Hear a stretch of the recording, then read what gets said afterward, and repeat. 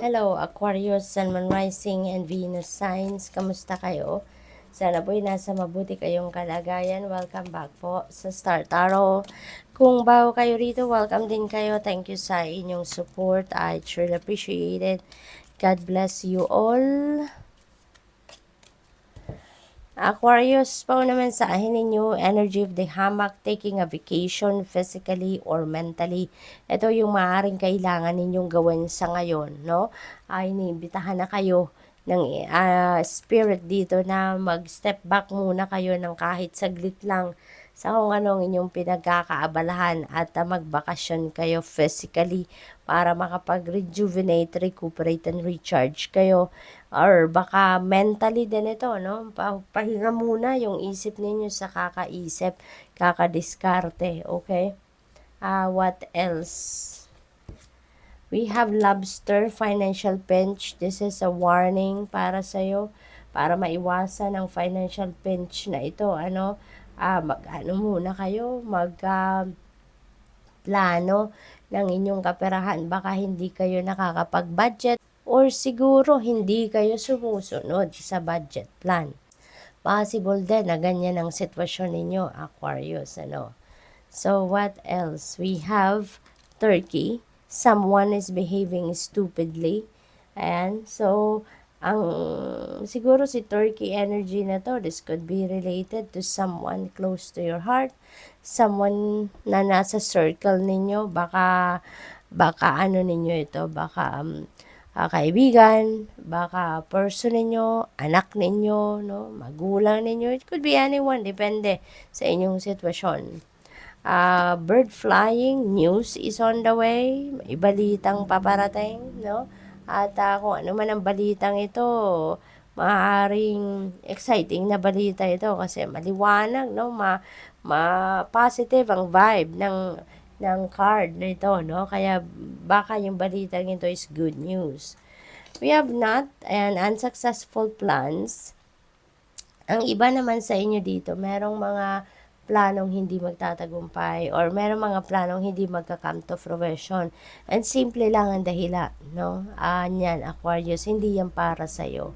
Kaya yan sa'yo, i-deny ng Divine Universe na plano ninyo ito. Hindi ito sa inyo igagrant kasi that is not for your best interest, no? And kapag meron dinideny sa atin ang universe, meron siyang hinahandang iba para sa'yo. Kung ano ang makakasupport sa inyong soul's growth, kung anong makakabuti sa inyong sitwasyon, kung ano yung best para sa iyo, yun ang ibibigay sa iyo, no? Kaya wag na kayong malungkot, no? Wag na kayong ma-disappoint dito sa unsuccessful plans na to kasi ano lang yan, hindi yan para sa iyo, no? Definitely that is not for your best interest. What else? We have wealth. Ito ang para sa iyo. Kayamanan, uulan ng kayamanan sa inyo, no? There is financial gain, additional wealth na paparating sa inyo, Aquarius, which is really good. Hindi natin alam kung saan ito manggagaling. This could be a windfall of money, no? This could be something na baka meron kayong ibebenta na property or baka merong magraregalo sa inyo ng material na bagay, malaking amount, kaperahan, no? It depends, no? Temporary problems, and that could be related to, to money, budgeting, no? Kaya kailangan, na, baka ang iba kasi talaga sa inyo walang sinusunod na budget plan, ano? Kaya maaaring ito na yung tamang panahon para gawin ninyo yan, para magkaroon kayo ng susundan, no? Na budget plan. Kasi nakakatulong talaga kung meron kayong guidance eh. Merong gabay sa inyo kung ano yung mga dapat na pag-iipunan, dapat na bayaran, di ba? Yung mga ganon. What else? We have younger man. Nako, most likely ito na yon si behaving stupidly. Baka ito si younger man, no? You're going to be dealing with or maybe you have a relationship with a younger man, no? So, baka ito na yon si stupid ngayon. Baka anak ninyo to, diba? Pamangkin, katrabaho, depende sa inyong sitwasyon, ano? But definitely, feeling ko, ito siya. What else? We have butterfly. Ayan, napakaganda. Change for the better. Baka yung balitang ito na yung magke-create ng magandang pagbabago. Magandang opportunity ito sa buhay ninyo. So, this is really exciting. We have fly, a period of ill health, depression. Naku, baka malungkot ang iba sa inyo dito, no? Dahil dyan sa unsuccessful plans, baka ang iba sa inyo dito, baka ma-depress. Sobrang malungkot siguro, all out kayo dyan sa plano ninyo, no, na ginawa. At talagang since hindi nag-come to fruition, hindi nangyari, baka talagang sobrang naapektuhan kayo. So what else, Aquarius? We have dog far away.